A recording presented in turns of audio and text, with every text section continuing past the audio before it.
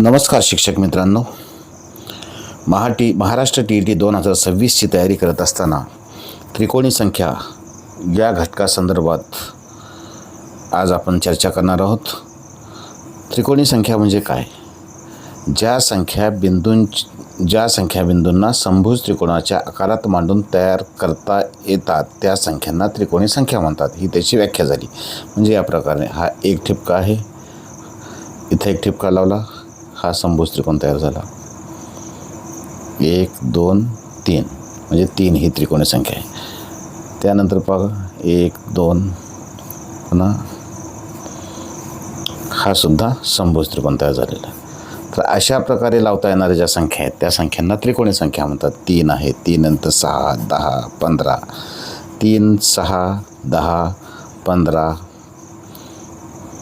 21 28 36 या प्रकारे ह्या संख्या असणार आहेत.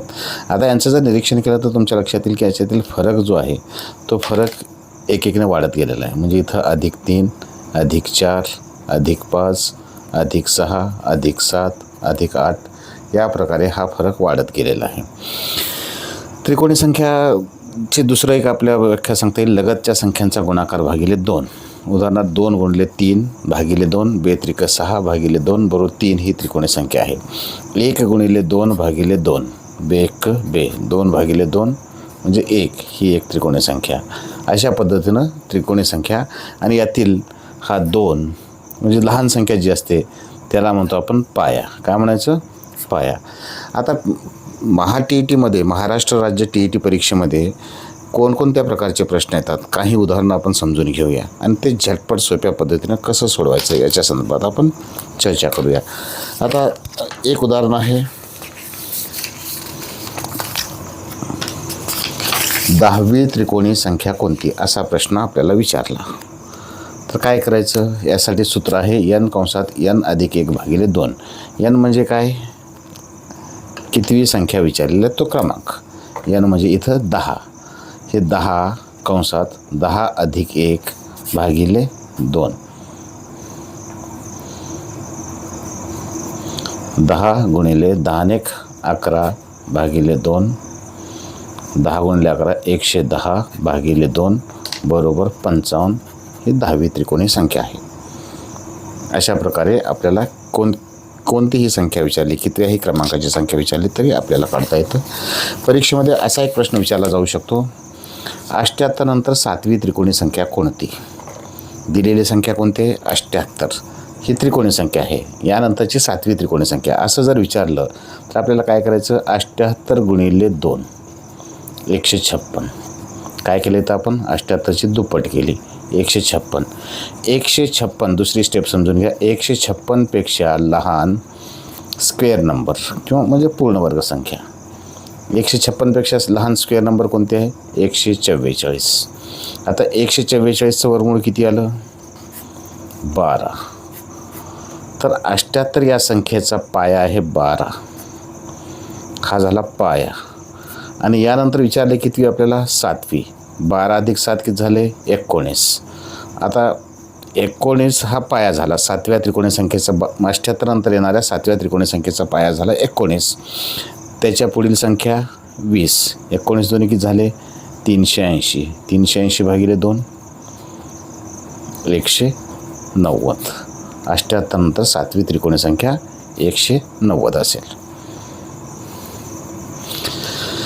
परीक्षेमध्ये आणखी एक प्रकारचा प्रश्न विचारला जाऊ शकतो, 55 नंतर त्रिकोणी संख्या कोणती? आत्ताच आपण सोडवलं त्या प्रकारे आपल्याला करायचं आहे.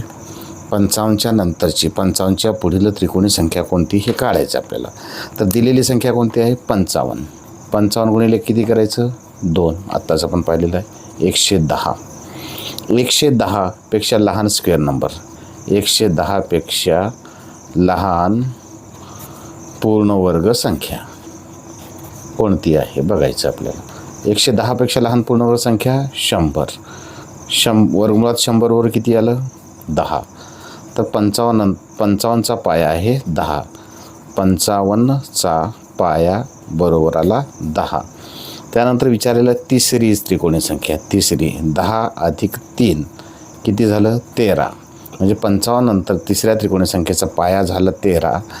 13 गुणिले त्यापुढील संख्या 14 भागिले 2 बे 1 बे बे 7 14 13 गुणिले 7 किती झालं 91. 55 नंतरची तिसरी त्रिकोणी संख्या आहे 91. अशा पद्धतीनं हा प्रश्न आपल्याला सोडवता येईल. अशाच पद्धतीचे गणित झटपट सोप्या पद्धतीने शिकण्यासाठी maths trick by Farooq sir या यूट्यूब चॅनलला भेट द्या. चॅनल सबस्क्राईब करून बेल आयकॉन दाबा म्हणजे पुढील अपडेट आपल्याला मिळत राहतील. व्हिडिओ पहा, आवडल्यास शेअर करा.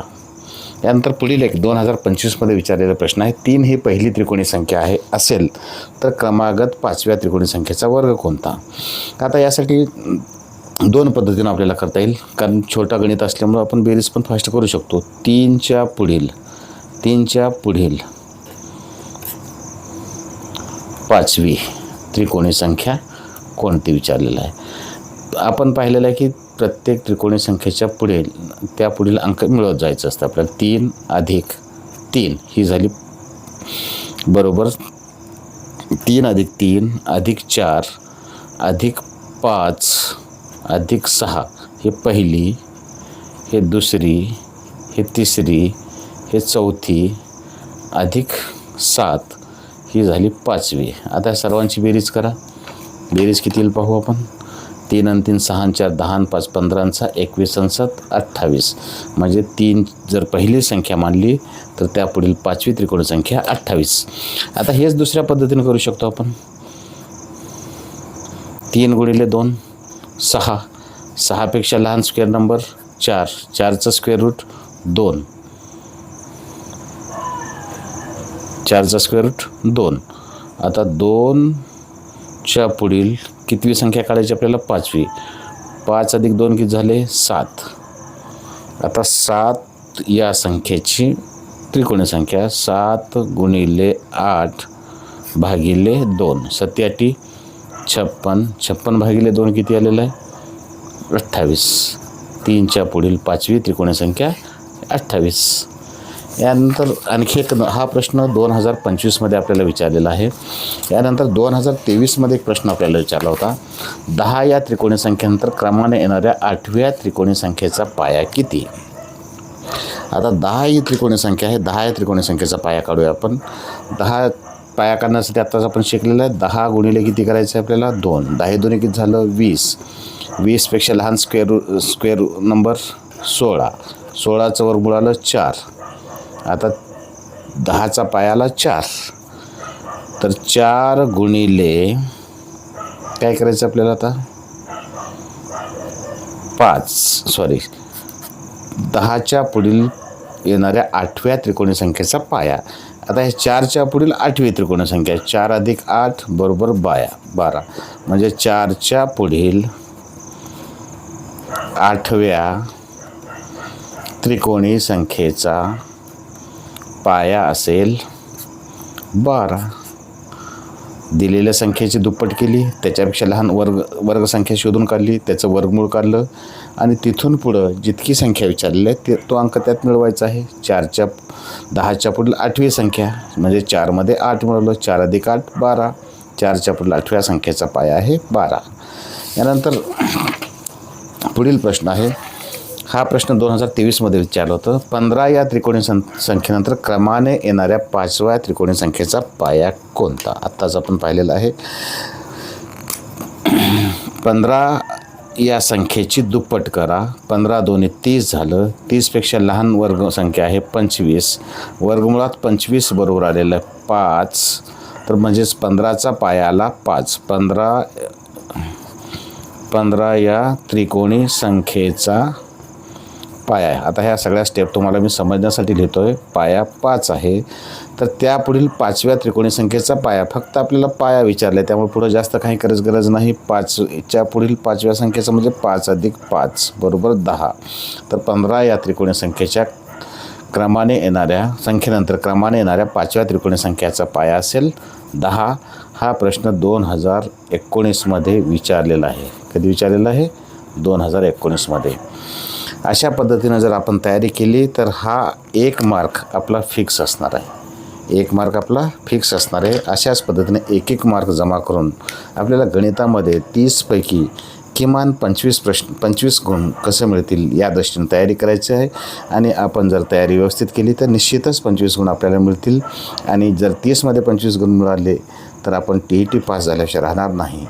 म्हणून आपल्याला गणिताची चांगल्या पद्धतीने तयार करून काही मार्क शुअर करायचे आहेत. धन्यवाद.